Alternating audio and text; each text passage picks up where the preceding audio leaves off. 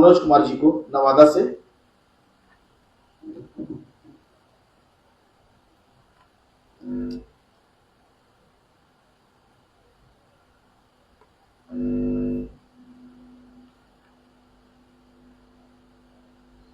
नमन करता हूँ अपने गुरु महादेव सहित वरेण्य गुरु भ्राता साहब श्री हरिंद्रानंद जी, दीदी नीलम आनंद जी की चरणों में प्रणाम करता हूँ। संगोष्ठी में उपस्थित सभी गुरु भाई बहनों को प्रणाम करता हूँ।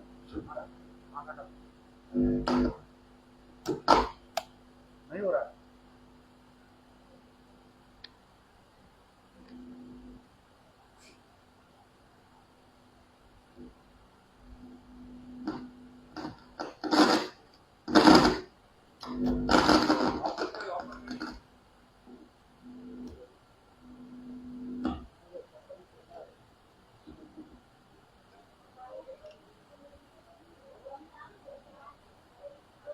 ये जो विषय है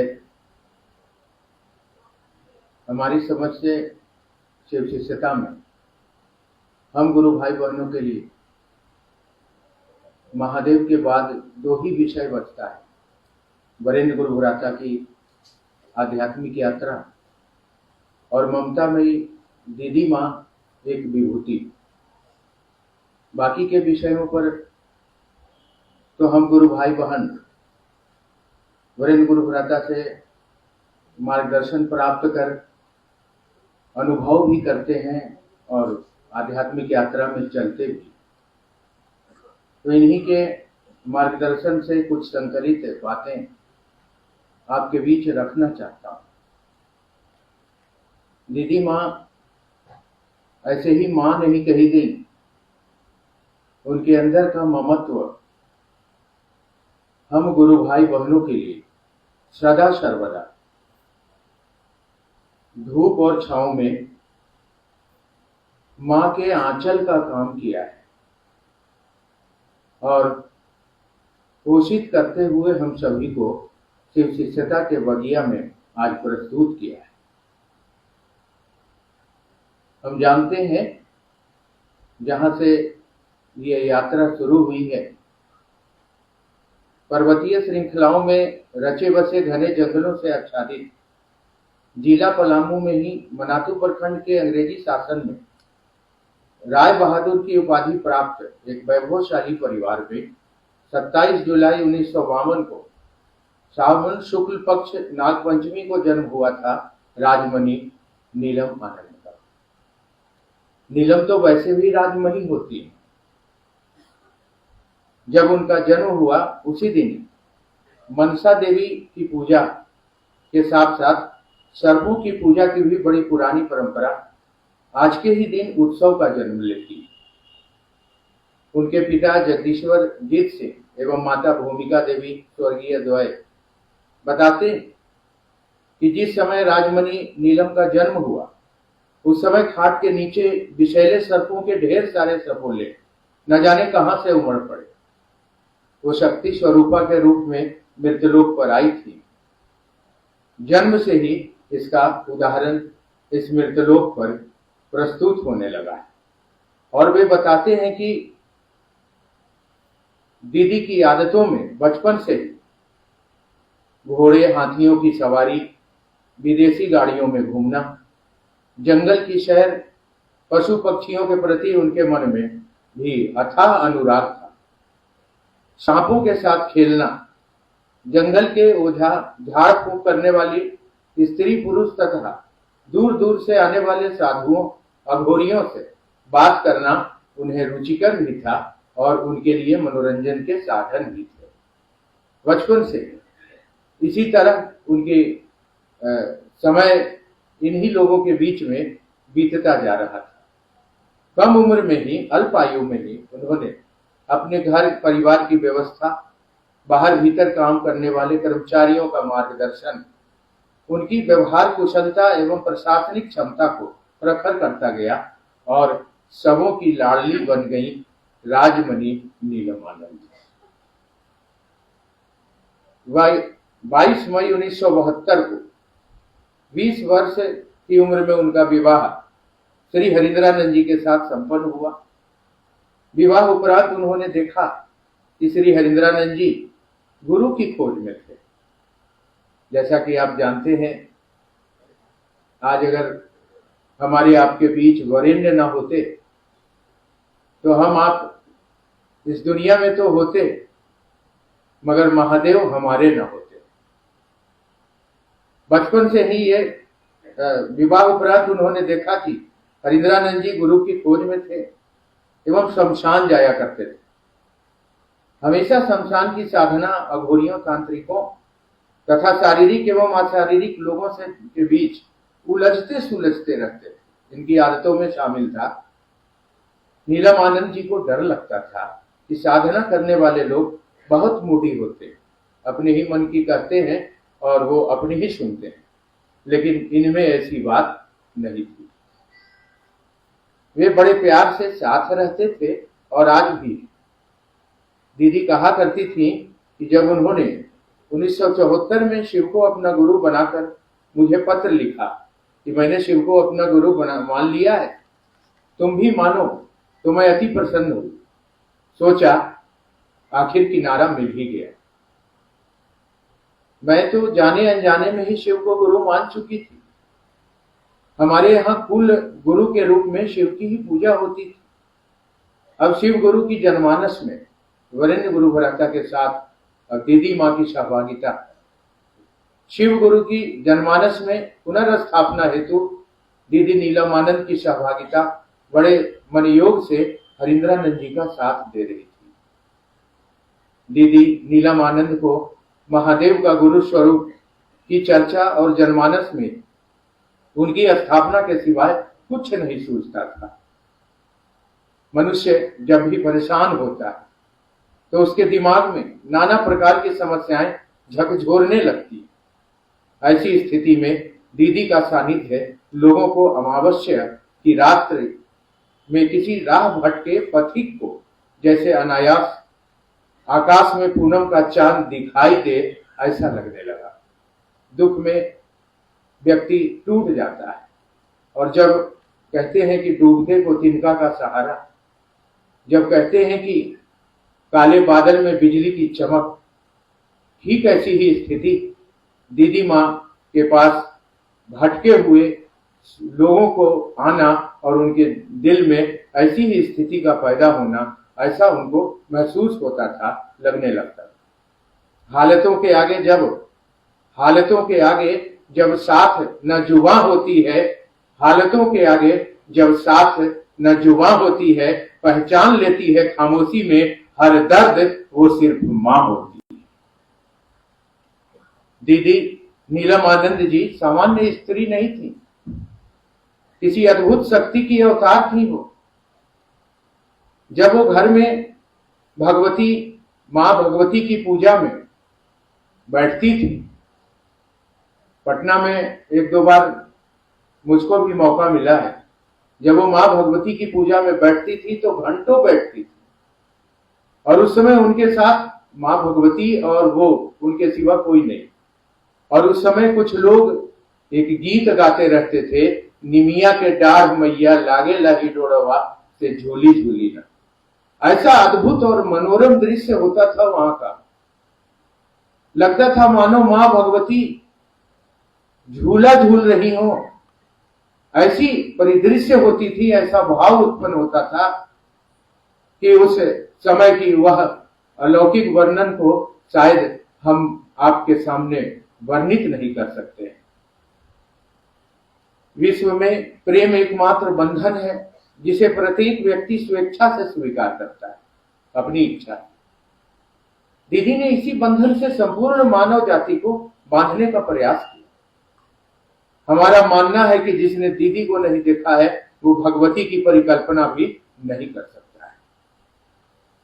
सभी को मालूम है कि दीदी दूसरों के दर्द में खुद को दुखी पाती और दूसरों की खुशी में अपनी खुशी पाती थी।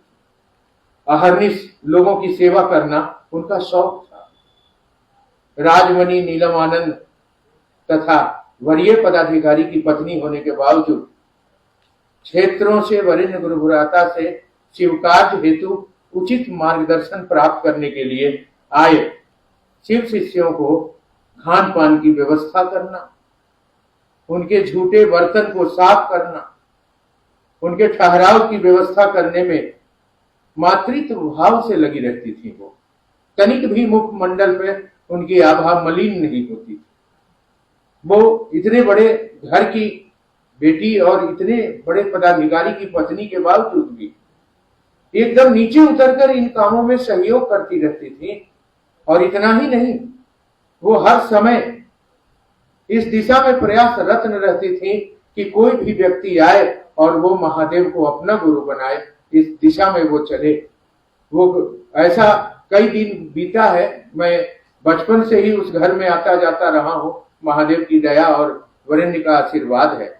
हमने देखा घर के बिस्तर भी जब गुरु भाई ज्यादा बढ़ जाते थे, आ जाते थे, तो अपने सोने वाली बिस्तर को भी उठाकर वो उनके बीच दे देती थी और खुद वो अपने साथ उस समय हमारी दीदी अनुनीता, हमारे अर्चित आनंद जी और भाई अभिनव आनंद जी की उम्र कम होती रही थी और अपने साड़ी में लपेटकर दीदी उनको सुला लेती थी। बिस्तर तक गुरु भाई बहनों को दे देती थी। शिवकाज के लिए वो न जाने क्या क्या करती थी, कैसे इस दुनिया में महादेव का काम बढ़े, साहब का ये संकल्प पूरा हो, इसके लिए अहरनिश वो इस दिशा में लगी रहती थी और काम करती रहती थी। कभी कभी ऐसा भी हुआ कि रात का खाना खाकर सभी लोग विश्राम में जाने लगे। तभी कोई गुरु भाई दूर दराज से आ गया और दीदी माँ ने अपना खाना, अब एक ही खाना बचा है, सब लोग खा के अब विश्राम में, दीदी माँ ने अपना खाना उन्हें खिलाकर खुद पानी पीकर, एक गिलास पानी पीकर हर्षित मन से विश्राम करने चली जाती थी। कैसे इस बगिया को सींचा है, संवारा है, बनाया है, आगे लाया है, तभी आज हम लोग यहाँ खड़े हैं और साथ हैं। ठीक ही किसी ने कहा है, ठीक ही किसी ने कहा है, ये जो माँ की मोहब्बत होती है ना, ये जो माँ की मोहब्बत होती है ना, ये सभी मोहब्बतों की माँ होती है। उसके सामने कोई मोहब्बत नहीं होती है। ये जो माँ की मोहब्बत होती है, यह सभी मोहब्बतों की माँ होती है। ऐसी माँ की मोहब्बत होती है। वे कहती हैं कि हम शिव शिष्यों का लौकिक आचरण भी शिव के अनुरूप होना चाहिए।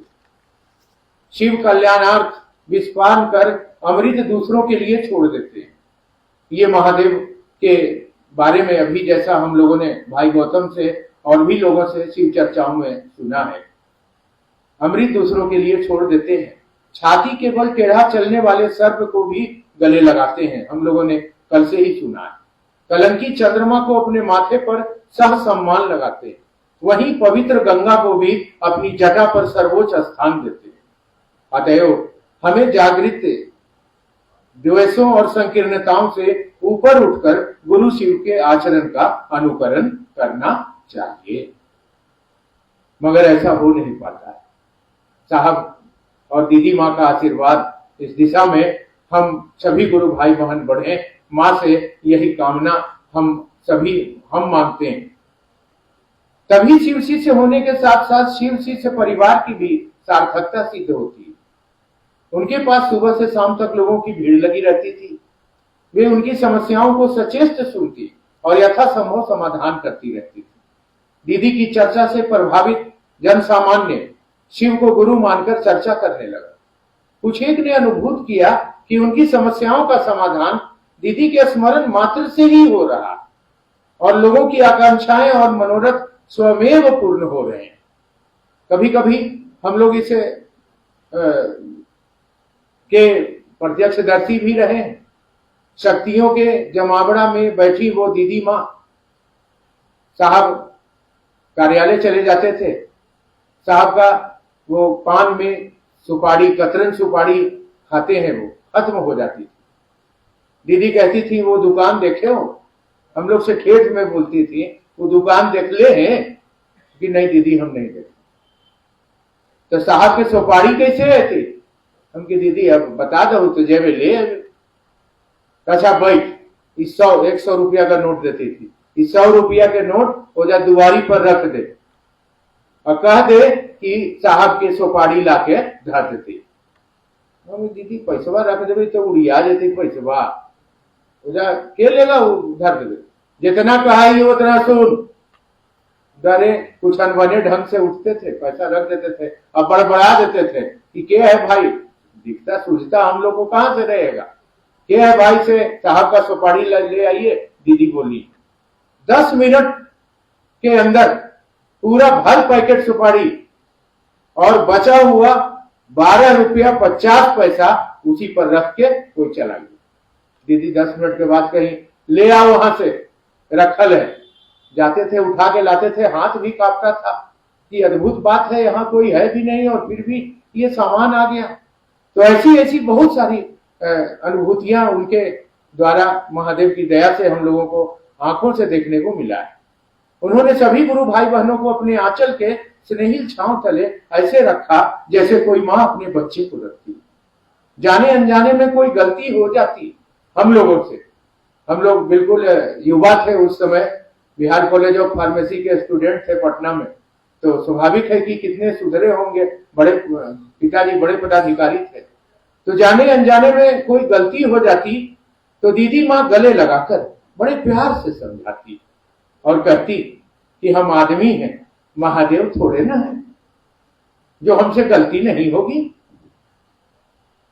और यह प्यार ही उनका आज हम सबों के दिलों में राज करता है। हमारे दिल के अंदर बैठी वो राजमणि दीदी मां नीलम आनंद। हाँ, उसके होठों पर कभी बददुआ नहीं होती, कहा है। हाँ, उसके होठों पर कभी बददुआ नहीं होती, बस एक माँ ही है जो कभी खफा नहीं होती। एक माँ ही है जो कभी खफा नहीं होती। रहीमन, अब वे बिरज कहां, अब वो बिरज कहां जिस छांव तले, जिस ममता तले यह शिव शिष्यों का प्यार पले और आज पाल पोस कर इतना बड़ा किया है कि 2 शब्द आपके साथ बोल सकने की शक्ति और क्षमता दिया है। रहीमन, अब वो बिरज कहां। इतिहास इस बात की गवाही देता है कि धरती पर ऐसे लोग भी आए हैं जिनके सानिध्य मात्र से जीवन के दशा और दिशा दोनों बदल गए। एक बार सर्दियों की रात में ठंड से छिछुरता हुआ एक व्यक्ति अपने बीमार बेटे के साथ दीदी के राजीव नगर स्थित वैकल्पिक आवास पर आया। उसके बेटे की गर्दन की ऊपरी हिस्से पर मांस थोड़ा उठा हुआ था। उसने बताया कि यह ट्यूमर है और मुंबई तक इलाज कराया हूं पर ठीक नहीं हुआ। निरपन वृद्ध है, अपनी असमर्थता और आर्थिक तंगी से उबा हुआ था। उसने बताया कि कुछ लोगों ने कहा है क्षेत्र में कि पटना में नीलम दीदी से जाकर मिलिए और उनसे ही कोई उपाय पूछिए। अपने बच्चे के लिए पिता की आंखों में आंसू देखकर ममत्व की प्रतिमूर्ति दीदी भी द्रविड़ हो उठी। यही उनका काम रहता था और इसीलिए उनके पास भीड़ लगी रहती थी। उन्होंने कहा, गर्म दूध में हल्दी मिलाकर बच्चे को पिलाना और महागुरु महादेव से सतत दया मांगने के लिए दीदी ने उससे कहा। बात आई गई, खत्म हो गई।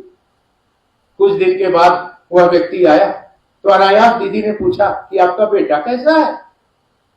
उसने अपने बच्चे की तरफ इंगित करते हुए कहा कि आपके आशीर्वाद से मेरा बेटा ठीक हो गया। कृतज्ञता और बेटे के स्वस्थ हो जाने की खुशी में उसके आंसू थम नहीं रहे थे। संपूर्ण मानवीय सृष्टि के नितांत पर शिव ज्ञान बिखेरने की आकांक्षा से संजात दीदी ने वर्ण, आश्रम, धर्म और भारतीय समाज की रूढ़ियां जिनके कारण हमारा नैतिक पतन हो रहा था के विरुद्ध भावनात्मक विद्रोह पैदा किया। मैंने देखा है शिव गुरु महोत्सव में दीदी माँ जब ऊर्जा गीत, वरिष्ठ गुरु भ्राता बगल में बैठे रहते थे, दीदी माँ जब ऊर्जा गीत हर भोला भोला भोला हर हर, हमारे परमेश्वर भाई और भी गुरु भाई लोग उनके साथ मंच पर जाते थे और जब इस गीत का वो प्रारंभ करती थी, वह प्रारंभ स्वर ही पंचम स्वर में होता था और उस पंचम स्वर में वो प्रारंभ जब करती थी तो ऐसा लगता था कि मानो शिव की शक्तियां, भैरवी, योगिनी वहां अटखेलियां कर रही हैं, वह खेल रही हैं, अनुभूत होता था और साहब श्री आनंदित होकर मंत्रमुग्ध होते रहते थे और उनकी आंखें बंद रहती थी। आसमान और धरती का तारतम्य जुड़ा रहता था। इस शक्तियों के आविर्भाव से शिव शिष्यों का, जो वहां लाखों शिव शिष्य बैठे रहते थे, वो ऊर्जावान और भाव विभोर होते रहते थे। भूल जाते थे कि हम कहाँ बैठे हैं, हम किसके पास बैठे हैं। और ये हर भोला शिव नाम संकीर्तन हर एक दिलों में ऊर्जा भरती रहती थी और आसमान और धरती की वह संपूर्ण संपदा आज वहां उतर आती थी जहां शिव गुरु महोत्सव हो रहा होता है। काल की परिधि घूमती गई, पर दीदी के भीतर अपने गुरु की जनमानस में स्थापना का संकल्प कभी मध्यम नहीं पड़ा। नीलम दीदी की अव्यस्तता के साथ पुराना संबंध था। दूसरों को रोग मुक्त करने की चाहत उन्हें जाने अनजाने स्वास्थ्यगत परेशानियों से सराबोर करता रहता था। सन 2004 में जब दीदी अधिक बीमार हो गए तो उन्हें दिल्ली के अखिल भारतीय आयुर्विज्ञान संस्थान ले जाया गया। वहां इलाज के दौरान पता चला कि उनकी दोनों किडनियों ने काम करना बंद कर दिया। तभी दीदी अपनी रोग का चिंता से, मुख्य उद्देश्य से विचलित न होकर दूसरों को शिव गुरु से जोड़ती रही। सोचिए, हमारे जीवन में छोटी सी दुख तकलीफें हमको अपने महादेव से अलग करने के लिए बेबस कर देती हैं। क्या मिला? इतने दिन शिव चर्चा किया, क्या मिला? महादेव महादेव किया, क्या मिला? इतना दुख है तुमको, बच्चे ठीक नहीं है, घर ऐसा है, मेरे कर्म का फल है ये। लेकिन शिव का मिल जाना, शिव शिष्यता के रास्ते पर दीदी के जीवन के ये सारे जो हमारे आपके सामने बातें रखी जा रही हैं, शायद इन बातों में अगर हम देखेंगे तो पाएंगे कि वो हमारी दीदी नीलम आनंद जी उस स्थिति में भी वो अपने उद्देश्य से विचलित नहीं होती थी और दूसरों को शिव गुरु से जोड़ती रहती थी। मैं कहना चाहूंगा, ऐसे ही कोई विभूति नहीं होता है। ये शीर्षक है दीदी नीलम आनंद एक विभूति। ऐसे ही कोई विभूति नहीं होता है। बहुत सारे इस संसार में वो सारी स्थितियों और परिस्थितियों से उसे गुजरना पड़ता है। ऐसे ही कोई विभूति नहीं होता है। अस्पताल में जब वो थी तो एक महिला ब्लड कैंसर से पीड़ित थी, वहीं बगल वाले बिस्तर पर दीदी भी थी। इसी क्रम में उन्होंने वृद्धा से कहा, आप शिव को अपना गुरु बनाकर नमः शिवाय का जप कीजिए ना। देखिए, वहां भी इनके दिल के, वो खुद से वहां लेटी हैं अस्पताल में, और फिर भी उनके दिल के अंदर का शिव गुरु को पुनर्स्थापित कर लोगों के दिलों में शिव शिष्यता उतारने का ये भाव कम नहीं हो रहा है। इतने तकलीफ में भी है और कम नहीं हो रहा है। और उस महिला को, उस मरीज को कह रही है कि आप शिव को अपना गुरु बनाकर नमः शिवाय का जप कीजिए, गुरु दया होगी तो आप ठीक हो जाएंगे। उसी दिन से उक्त महिला की तबीयत में सुधार होने लगा और वहीं दूसरी तरफ दीदी की स्थिति में गिरावट आने लगी। उनकी बिगड़ती हालत को देखकर साहब हरिंद्रानंद जी को तुरंत सूचना दी गई। उन्होंने जब दीदी से पूछा कि आपने किसी से बात की है, उन्होंने बताया कि कल जो महिला डिस्चार्ज होकर चली गई है उसको शिव शिष्या बनाने का प्रयास किया था। यह सुनते ही वरेण्य गुरु भाई ने कहा, यह आपने क्या किया? अभी तो आप खुद बीमार हैं। यह सुनकर दीदी ने कहा कि जब मैं इस स्थिति में आपकी चिंता कर सकती हूँ, बच्चों के बारे में सोच सकती हूँ, तो महादेव का काम कैसे छोड़ सकती हूँ? अपने लिए तो सभी जीते हैं। ऐसा था हमारी दीदी का व्यक्तित्व, जो उस दुख में भी, उस स्थिति से वो अलग नहीं हो रही। खुद के लिए न सोचकर दूसरों के लिए जीना। समय अपने वेग से बढ़ता गया। दीदी का स्वास्थ्य दिनों दिन और बिगड़ने लगा। इमरजेंसी वार्ड में लगभग 20 डॉक्टरों की टीम ने अपनी पूरी वैज्ञानिक शक्ति झोंक दी। स्वयं डॉक्टर अमित दामाद जी ने भी आधे घंटे तक हृदय को सुचारू करने के लिए पंपिंग किया, किंतु लगी मशीनें कुछ अलग बयां कर रही थी। दिनांक 17 जून 2005 को समय सुबह 4:40 में डॉक्टरों के दल ने उनके शरीर को मृत घोषित कर दिया। श्री हरिंद्रानंद की 33 वर्षों की सहचरनी आज उनसे अलग हो गई। कानों पर हथौड़े जैसी चोट, सांसें थम गई, शरीर सन्न और हृदय शून्य। नैतिक और पारलौकिक ऊर्जा का विलक्षण समन्वय दीदी राजमणि नीलम अब नहीं रही। भारतीय अध्यात्म की इतिहास का निकृष्टतम क्षण मानने को मन नहीं करता, लेकिन सत्य था, एक शाश्वत सत्य। एक तरफ प्राची में भगवान भास्कर की शक्ति का उदय और दूसरी तरफ एक पारलौकिक शक्ति का अलौकिक अस्त हो रहा था। प्रकृति कहां रुकने वाली थी। मूसलाधार बारिश के रूप में भी शोक संवेदना प्रकट हो ही गई। आखिर उसी प्रकृति का प्रतिनिधित्व तो दीदी ने इस वसुंधरा पर किया था। बरसते मेघ और गरजता आसमान जैसे कह रहा हो, लौट आओ, लौट आओ, लौट आओ, लौट आओ। आज दीदी भले ही शरीर में हमारे बीच नहीं रही, पर उनके ममत्व की निर्झरनी अबाध्य रूप से बहती रहेगी और मानवीय सृष्टि को अपलावित होती रहेगी। दीदी के निर्मल प्यार के स्नेहिल छांव तले हम सभी पलवित और पुष्पित होते रहेंगे और वे हमारे संस्कारों का परिमार्जन और परिशोधन करती रहेंगी।